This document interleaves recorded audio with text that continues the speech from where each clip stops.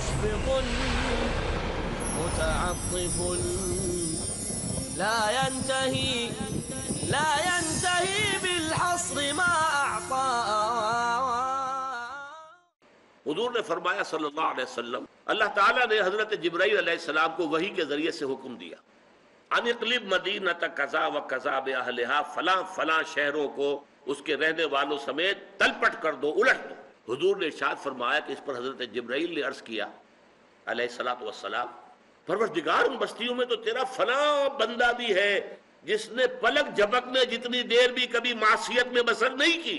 اس شخص کے ایمان اور عمل صالح کا کیا حال ہوگا جس کے بارے میں جبرائیل کی گواہی ہے کہ پلک جھپکنے جتنی دیر بھی کبھی معصیت میں بسر نہیں کی. قال فقال، حضور نے فرمایا، اس پر اللہ تعالیٰ نے ارشاد فرمایا، اقلبها علیہ وعلیہم، الٹو اس بستی کو پہلے اس شخص پر پھر دوسروں پر، اس لیے کہ اس شخص کے چہرے کا رنگ کبھی میری حمیت کی وجہ سے بدلا نہیں. یعنی یہ کہ یہ دیکھتا رہا برائیاں پھیل رہی ہیں، منکرات کا عروج ہے، اللہ کے احکام جو ہیں ان کو توڑا جا رہا، اور یہ لگا رہا مست رکھو ذکر و فکر صبح گاہی میں اسے، پختہ تر کر دو مزاج خانقاہی میں اسے. اس نے باطل کا مقابلہ نہیں کیا، اس نے حق کی حمیت میں کھڑے ہو کر اور لوگوں کو جو ہے حق کی دعوت نہیں دی، اور ان کی طرف سے کوئی جو ریزنٹمنٹ تھی اس کو برداشت نہیں کیا. یہ زیادہ بڑا مجرم ہے. اقلبها علیہ وعلیہم، الٹو ان بستیوں کو پہلے اس پر پھر دوسروں پر. نحمده ونصلي على رسوله الكريم، اما بعد فاعوذ بالله من الشيطان الرجيم، بسم الله الرحمن الرحيم. ليس البر ان تولوا وجوهكم قبل المشرق والمغرب ولكن البر من آمن بالله واليوم الآخر والملائكة والكتاب والنبيين وآتى المال على حبه ذوي القربى واليتامى والمساكين وابن السبيل والسائلين وفي الرقاب وأقام الصلاة وآتى الزكاة والموفون بعهدهم إذا عاهدوا والصابرين في البأساء والضراء وحين البأس أولئك الذين صدقوا وأولئك هم المتقون. رب اشرح لي صدري ويسر لي أمري واحلل عقدة من لساني يفقهوا قولي. اللهم ربنا ألهمنا رشدنا وأعذنا من شرور أنفسنا. اللهم أرنا الحق حقا وارزقنا اتباعه وأرنا الباطل باطلا وارزقنا اجتنابه. آمین یا رب العالمین. مطالعہ قرآن حکیم کے جس منتخب نصاب کا سلسلے وار درس ان مجالس میں ہو رہا ہے، اس کا درس نمبر 2 آیہ بر پر مشتمل ہے جو ابھی میں نے تلاوت کی ہے. یہ سورہ بقرہ کی آیت نمبر 177 ہے. ذرا نوٹ کر لیجئے کہ اس منتخب نصاب کے 6 حصے ہیں، اور جیسا کہ ہم دیکھ چکے ہیں اس کا نقطہ آغاز سورۃ العصر ہے. سورۃ العصر میں 4 لوازم نجات ہمارے سامنے آئے. تو اس منتخب نصاب کے پہلے حصے میں 3 اور اسباق ایسے جامع ہیں جس میں وہ 4 چیزیں جو ہیں مختلف اسلوب سے، مختلف الفاظ میں، مختلف سیاق و سباق میں جامع طور پر آئی. یہ جامع اسباق ہیں. پہلا سورۃ العصر، دوسرا یہ آیہ بر، 2 مزید درس.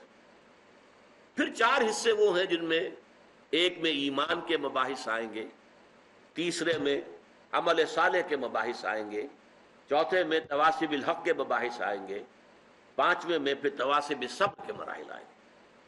چھٹا حصہ پھر بہت جامع ہے، سورۃ الحدید. وہ ایک ہی سورت ہے اور وہ بہت جامع ہے، جیسے سورۃ العصر ویسے ہی سورۃ الحدید.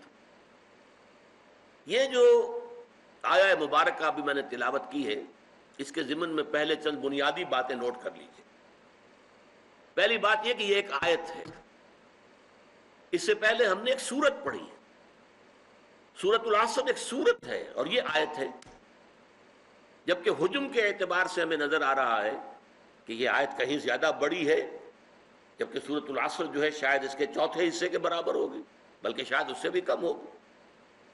اس حوالے سے یہ بات نوٹ کر لیجئے، قرآن مجید میں آیتیں چھوٹی بھی ہیں بڑی بھی ہیں، سورتیں چھوٹی بھی ہیں بڑی بھی ہیں. 3 سورتیں ہم دیکھ چکے ہیں جو 3 آیات پر مشتمل ہیں، اور سورہ بقرہ جو ہے 286 آیات پر مشتمل ہے. تو آیتیں بھی چھوٹی بھی ہیں بڑی بھی ہیں، صورتیں چھوٹی بھی ہیں بڑی بھی ہیں. یہ تمام چیزیں جو ہیں، ایک میں چاہتا ہوں اصطلاح آپ نوٹ کر لیں، توقیفی کہلاتی ہے. توقیفی، توفیقی نہیں، توقیفی. یہ موقوف ہے اس پر کہ حضور نے جو بتایا. یہ ایک صورت ہے، چاہے 3 آیات کی، وہ صورت کہلائے گی. یہ آیت چاہے اس سے 4 گنا 5 گنا زیادہ ہے حجم میں، یہ ایک آیت ہے. تو جو حضور نے فرمایا موقوف ہے حضور صلی اللہ علیہ وسلم کے بتانے پر.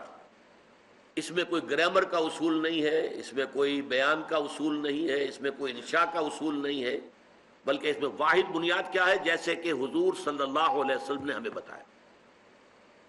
دوسری بات نوٹ کیجئے کہ اس کا ہم ایک ترجمہ کرتے ہیں رواں، جس سے کہ آپ کو اس کا جو موضوع ہے اس کا اندازہ ہو جائے گا، پھر اس پر تھوڑی سی گفتگو ہوگی. لیس البر، نیکی یہی نہیں ہے، کل نیکی یہ نہیں ہے، ان تولوا وجوہکم، کہ تم پھیر دو اپنے چہروں کو قبل المشرق والمغرب، مشرق اور مغرب کی جانب. ولکن البر، بلکہ نیکی تو اس کی ہے، من آمن باللہ، جو ایمان لایا اللہ پر، والیوم الآخر، اور یوم آخر پر، قیامت کے دن پر، والملائکۃ، فرشتوں پر، والکتاب، اور کتابوں پر، والنبیین، اور انبیاء پر. وآت المال علی حبہ، اور اس نے دیا اپنا مال اس کی محبت کے علی الرغم، ذوی القربہ، قرابت داروں کو، والیتامى، اور یتیموں کو، والمساکین، اور مسکینوں کو، وابن السبیل، اور مسافروں کو، والسائلین، اور مانگنے والوں کو، وفی الرقاب، اور لوگوں کی گردنیں چھڑانے میں. وَأَقَامَ الصَّلَاةَ وَآتَى الزَّكَاةَ، اور قائم کی اس نے نماز اور ادا کی زکوٰۃ. وَالْمُوفُونَ بِعَهْدِهِمْ إِذَا عَاهَدُوا، اور اپنے عہد کو پورے کرنے والے جب کہ کوئی معاہدہ کر لیں. وَالصَّابِرِينَ فِي الْبَأْسَاءِ وَالضَّرَّاءِ وَحِينَ الْبَأْسِ، اور خصوصاً وہ جو صبر کرنے والے ہوں، فقر و فاقہ میں، تکلیف میں، اور جنگ کے وقت. اولئک الذین صدقوا، یہ ہیں وہ لوگ جو سچے ہیں، صادق ہیں، راست باز ہیں. واولئک هم المتقون، اور یہی لوگ متقی ہیں. اب اس سے جو بات آپ کے سامنے آئی، اس آیت مبارکہ میں نیکی کے ایک محدود تصور یا سطحی تصور کی نفی کرتے ہوئے نیکی کا ایک جامع تصور پیش کیا گیا. تفسیر میں بعد میں عرض کروں گا، لیکن اتنی بات سمجھ میں آ گئی کہ نیکی کا ایک خاص تصور تھا جس کی نفی کی گئی. لیس البر ان تولوا وجوہکم قبل المشرق والمغرب. دیکھو کل نیکی یہی نہیں ہے کہ اپنے چہرے مشرق اور مغرب کی طرف پھیر دو. ولکن البر، اس کے بعد تفاصیل آئی. نیکی تو حقیقتاً اس کی ہے جس میں یہ چیزیں پوری ہو رہی. یہ موضوع کس قدر اہم ہے اس کو اچھی طرح سمجھ لیجیے. دیکھیے نیکی کا تصور صحیح ہونا کس قدر اہم ہے، اس کی اہمیت کو آپ یوں سمجھیے کہ جو بھی تصور نیکی کا کسی کے سامنے ہوگا وہ اسی پر عمل کرے گا. اگر کوئی محدود سا تصور ہے اس کے ہاں نیکی محدود درجے میں رہے گی. کوئی سطحی سا تصور ہے اس کے ہاں نیکی وہ سطحی رہے گی. اب مثال کے طور پر میں آپ کو بتاؤں، ہمارے ہاں عام طور پر الا ماشاء اللہ کٹر مذہبی قسم کے جو لوگ ہوتے ہیں وہ شریعت کے ظاہری احکام میں بہت سخت، بہت متشدد.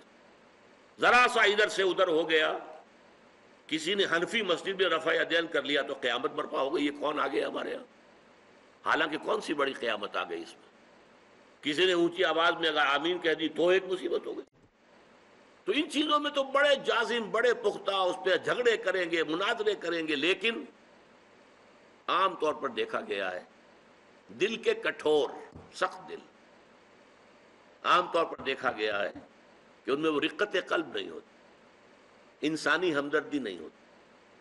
اس سے بھی آگے معاملات کا ہیر پھیر ہوتا ہے. چھوٹی چھوٹی باتوں پر جھگڑ رہے ہیں شریعت کی، اور سودی کاروبار ڈٹ کر کر رہے ہیں، کوئی پرواہ نہیں.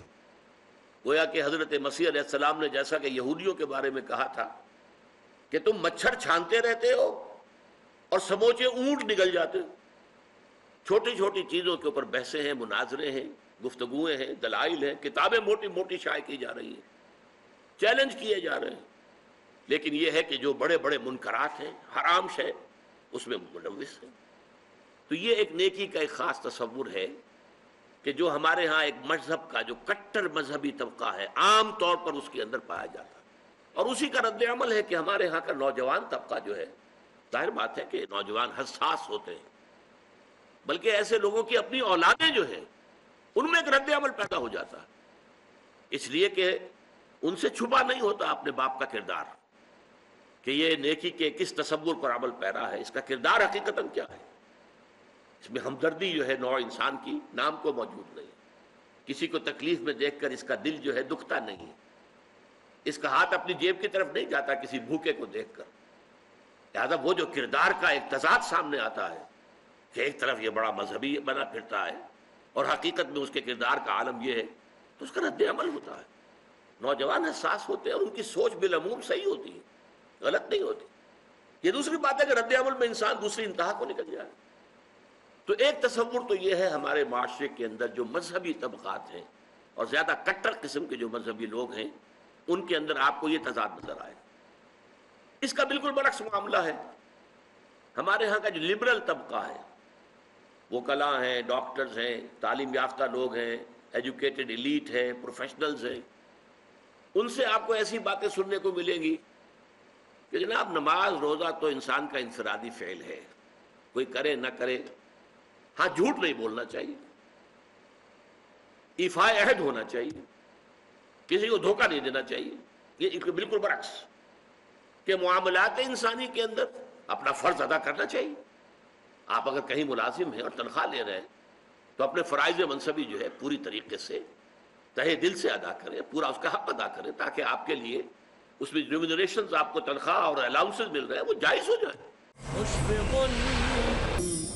آپ اگر کہیں ملازم ہیں اور تنخواہ لے رہے ہیں تو اپنے فرائض منصبی جو ہے پوری طریقے سے تہہ دل سے ادا کریں، پورا اس کا حق ادا کریں، تاکہ آپ کے لیے اس میں ریمونریشنز آپ کو تنخواہ اور الاؤنسز مل رہے ہیں وہ جائز ہو جائیں۔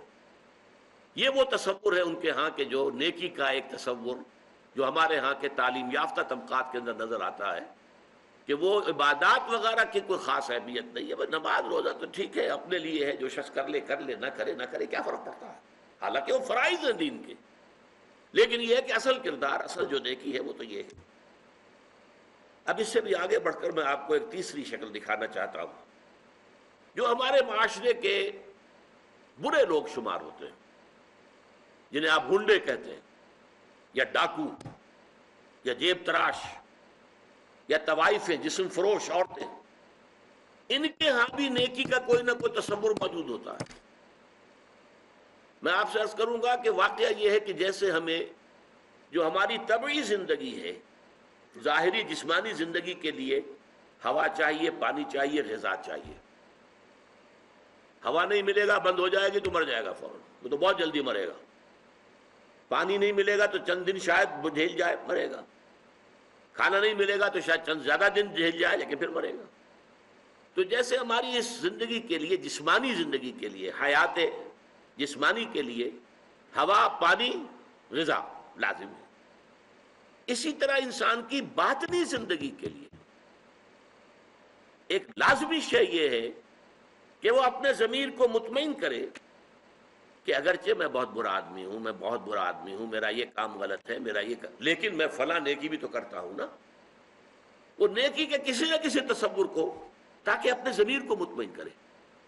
ضمیر کی خلش جو ہے وہ در حقیقت اس کو چین نہیں لینے دے گی جب تک کہ وہ اپنے ضمیر کی خلش کو مٹانے کے لیے کہ میں برا ہوں، ٹھیک ہے، میں ڈاکو ہوں، لیکن دیکھو میں یتیموں کی پرورش کرتا ہوں، میں تو ان لوگوں کے ہاں ڈاکہ ڈالتا ہوں نا جنہوں نے دولت کے انبار جمع کر لیے، حرام خوری کے ذریعے سے لوگوں کا خون چوسا ہے، ان سیٹھوں نے، ان کارخانے داروں نے غریب مزدوروں کے خون سے اپنے یہ محل تعمیر کیے، ہم ڈاکہ وہاں ڈالتے ہیں۔ اور یہ باتوں آپ نے سنا ہوگا، یہ کہانیاں ہیں کہ اپنے اپنے علاقوں کے یہ ڈاکو لوگ جو بڑے مشہور ہوئے ہیں ڈاکو، وہ اپنے اپنے علاقوں کے بیواؤں کے سرپرست، یتیموں کے سرپرست، وہاں خیر کے کام کرنے والے، تاکہ وہ اپنے ضمیر کو مطمئن کریں کہ ہمارے ہاں اگر یہ ہے تو یہ بھی ہے، آخر ہم نے نیکی کا ایک بندوبست تو کیا ہوا ہے نا۔ اس طرح جیب تراش آپ کو مل جائے گا، ان کے ہاں بھی ایک رولز آف کانڈکٹ ہیں آپ کے علم میں ہوگا کہ علاقے تقسیم ہوتے ہیں اور وہاں جتنے جیب تراش ہوتے ہیں ان کا ایک گروہ ہوتا ہے، اور ہر ان میں سے کارکن جو ہے وہ جتنی بھی جیب تراش کر کے جو رقم شام تک جمع کرے گا اسے لا کر گروہ کے پاس رکھ دینا لازم ہے. اگر اس میں سے کچھ رکھے گا تو بے ایمان ہے. یعنی جہاں تک جیب تراشی کا تعلق ہے اس میں بے ایمانی کا کوئی تعلق نہیں. پیشے میں عیب نہیں، رکھیے نا فرہاد کو نام. پیشہ جو ہے وہ تو پیشہ ہے ہمارا، لیکن بے ایمان وہ شمار ہوگا کہ جس نے جو بھی کمائی دن بھر کی تھی وہ ساری لا کر گرو کے سامنے نہیں رکھ دی. پھر وہ گرو تقسیم کرے گا. یہ ان کے ہاں کے ہیں رولز آف کانڈکٹ ہے. ان میں ذرا سا ادھر سے ادھر ہو جائیں گے آپ تو ظاہر بات ہے کہ اس میں پھر اس کو بے ایمانی کہیں گے. مجھے یاد آ رہا ہے ایک واقعہ ہمارے ہاں منٹگمری میں جو اب ساہیوال کہلاتا ہے. ایک خاتون تھی، اچھے گھرانے کی خاتون تھی، لیکن برے دن ان پر آئے. وہ ہمارے ہاں کچھ ہماری والدہ صاحبہ مرحومہ کا ہاتھ بٹانے کے لیے آ جاتی تھی، کام کرتی تھی. والدہ ان کی کوئی مدد کرتی رہتی تھی. انہوں نے لا کے ایک دن ہماری والدہ صاحبہ کے پاس، مرحومہ کے پاس، اگرچہ ہمیں معلوم نہیں ہوا، وہ زیور رکھ دیا کہ میرا بیٹا ہے، اس نے یہ زیور تیار کیا اپنی شادی کے لیے، یہ آپ اپنے پاس رکھ لیجئے اور اس وقت فوری رقم ہمیں ضرورت ہے تو اتنی رقم خرچ دے دیجیے. والدہ نے دے دیا، معاملہ سمجھا جیسے کہ ہوتا ہے. بعد میں معلوم ہوا کہ وہ تو چوری کا مال تھا، اور اس کا بیٹا جو ہے وہ ایک طوائف کے ہاں ملازم تھا اور طوائف کی چوری کی. اب جب یہ معاملہ پولیس میں گیا تو پولیس کے سامنے جب یہ بات کھلی کہ مال تو ہے وہ ڈاکٹر اسرار صاحب کی والدہ کے پاس، میرے پاس آئی پولیس. میں نے کہا ہاں بھائی ہوا تو ہے. میں نے والدہ سے پوچھا، انہوں نے کہا ہاں ہے. وہ جا کر جو ہے وہاں پر ہم نے زیور رکھ دیا. وہاں میں نے دیکھا وہ طوائف وہاں موجود تھی. اب دیکھیے جسم فریب شہرت ہمارے معاشرے میں ہم انہیں کتنا گھٹیا سمجھتے ہیں، لیکن وہاں وہ دھڑلنے سے بات کر رہی تھی کہ جیسے وہی کہ پیشے میں عیب نہیں، رکھیے نہ فرہاد کو نام. یہ تو پیشہ ہے نا.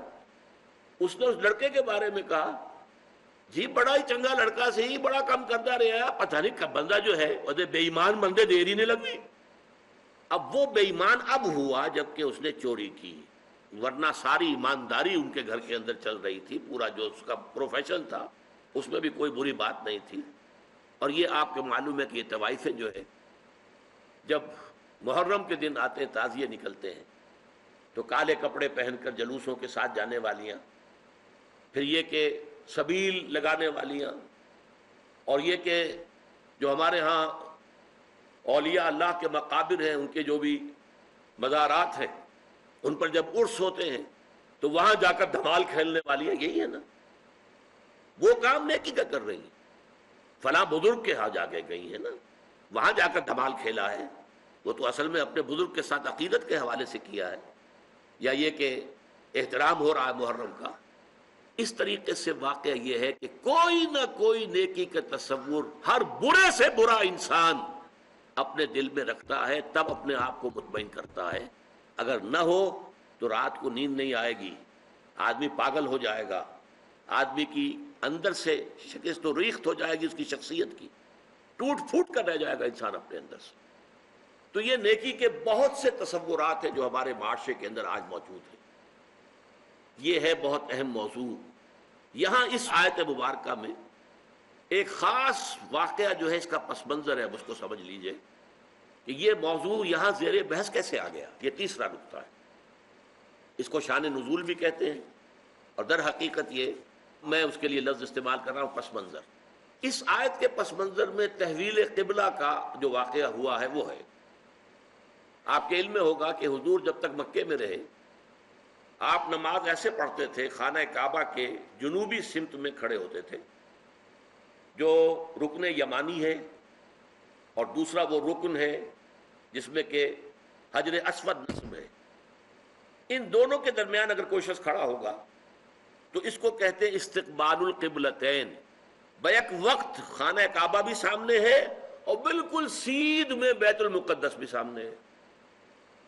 استقبال القبلتین مکے میں رہتے ہوئے ممکن تھا، اس لیے کہ اگر آپ خانہ کعبہ کے جنوب میں کھڑے ہیں تو آپ کے سامنے کعبہ ہے اور اسی سیدھ کے اندر بیت المقدس بھی ہے. لیکن جب آپ ہجرت فرما کر تشریف لے آئے مدینہ منورہ اب مدینہ منورہ کے جنوب میں ہے بیت اللہ خانہ کعبہ مکہ مکرمہ، اور شمال میں ہے بیت المقدس، لہذا اب استقبال القبلتین تو ممکن نہیں۔ اب یہ ہم نہیں جانتے، نہیں کہہ سکتے کہ آیا یہ کسی وحی خفی کی بنیاد پر ہوا، اس لیے قرآن میں کوئی وحی جلی موجود نہیں ہے، یا یہ حضور کا اپنا اجتہاد تھا جس سے کہ اللہ تعالیٰ نے پھر ریکگنائز کر لیا، اس کو منظور کر لیا۔ لیکن حضور نے مدینے جا کر نماز پڑھنی شروع کی بیت المقدس کی طرف رخ کر کے، شمال کی طرف، اور خانہ کعبہ پشت پر ہے۔ یہ چیز شاخ گزر رہی تھی ان لوگوں کو جو مکے سے چل کر آئے تھے، جتنی محبت انہیں خانہ کعبہ سے تھی اس کا ہم اندازہ نہیں کر سکتے۔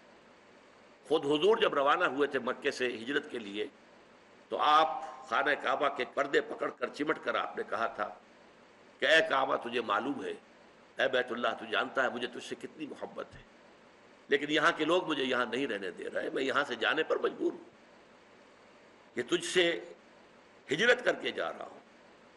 اس حوالے سے سب کو پسند ہے، لیکن یہ کہ نماز پڑھ رہے ہیں خانہ کعبہ کی بجائے بیت المقدس کی طرف رخ کر کے۔ اس کے بعد 16-17 مہینے کے بعد قرآن مجید میں حکم آ گیا، قد نرى تقلب وجهك في السماء فلنولينك قبلة ترضاها فول وجهك شطر المسجد الحرام۔ اے نبی ہم آپ کے چہرے کا بار بار آسمان کی طرف اٹھنا دیکھتے رہے ہیں۔ حضور انتظار کر رہے تھے کہ کب حکم آئے کہ ہم خانہ کعبہ کی طرف رخ کر لیں۔ اس سے میرا گمان یہ ہے کہ وحی خفی کی بنیاد پر حضور کا فیصلہ تھا۔ قرآن مجید میں جو وحی آ گئی ہے شامل ہے، اسے وحی جلی کہتے ہیں، اور حضور پر اور بھی وحی ہوتی تھی وحی خفی جو قرآن مجید میں شامل نہیں ہے۔ بہت سی احادیث در حقیقت وہ وحی ہی پر مبنی ہے، لیکن وہ باللفظ نہیں ہے، بالمعنی ہے، اور وہ وحی جلی نہیں ہے، وحی خفی ہے۔ تو یہ معلوم ہوتا ہے وحی خفی کی بنیاد پر تھا، لیکن حضور پر بھی شاخ گزر رہا تھا اور مکے والوں پر بھی شاخ گزر رہا تھا، اور حضور بار بار آسمان کی طرف نگاہ اٹھاتے تھے کب جبرائیل آئیں اور کب یہ حکم ہو کہ ہم اپنا رخ بدل دیں اور بجائے شمال کی طرف رخ کر کے نماز پڑھنے کے جنوب کی طرف رخ کر کے نماز پڑھیں۔ تو اللہ فرماتا ہے قد نرى تقلب وجهك في السماء فلنولينك قبلة ترضاها۔ اے نبی ہم دیکھتے رہے ہیں آپ کے چہرے کا آسمان کی طرف بار بار اٹھنا، تو لیجئے ہم بدل دیتے ہیں، آپ کا چہرہ کر دیتے ہیں رخ اسی طرف جو آپ کو پسند ہے۔ فول وجهك شطر المسجد الحرام، تو اب اپنا رخ پھیر دیجئے مسجد حرام کی طرف۔ فیصلہ حکم آ گیا۔ اب یہاں نوٹ کیجئے، یہاں وہ جو مذہبی ایک خاص ذہنیت تھی جس کا میں نے پہلے ذکر کیا تھا، جن کے نزدیک ظواہر کی بہت اہمیت ہے، ہر عمل کا ایک تو ہے باطن، اس کی روح، ایک اس کا ظاہر ہے، لیکن عام طور پر جو کٹر قسم کے اور جو زیادہ سمجھدار لوگ نہیں ہوتے ان کے اندر زیادہ اہمیت جو ہے وہ ظواہر کی ہو جاتی ہے، باطن کی طرف توجہ نہیں ہوتی، روح کی طرف جو ہے توجہ نہیں ہوتی۔ تو کچھ نہ کچھ مسلمانوں میں بھی ایسے حضرات تھے، لیکن اس سے بڑھ کر یہودیوں نے ایک طوفان اٹھا دیا۔ پہلے تو یہودی خوش تھے، انہیں یہ احساس ہوا کہ محمد تو ہمارے کیمپ فالوور ہیں، جب ہمارے قبلے کی طرف رخ کر کے انہوں نے نماز پڑھنی شروع کی ہے، اس کا مطلب ہے کہ وہ ہی از فالوئنگ اس، تو ہمارے پیروکار ہو گئے، تو جھگڑا کائے کا ہے۔ لیکن اب جب آ گیا یہ کہ اپنا رخ بدل دیجئے، اب پیٹھ ہو گئی بیت المقدس کی طرف اور رخ ہو گیا خانہ کعبہ کی طرف، تو ان کے کان کھڑے ہوئے کہ یہ تو کوئی مسئلہ جو ہے کچھ اور ہے، ایک نئی امت کی تشکیل ہو رہی ہے اور ایک نئی بالکل شریعت آ رہی ہے، نئی امت جو ہے وہ وجود میں آ رہی ہے۔ انہوں نے اس کو ایک مسئلہ بنا لیا۔ مشفق متعطف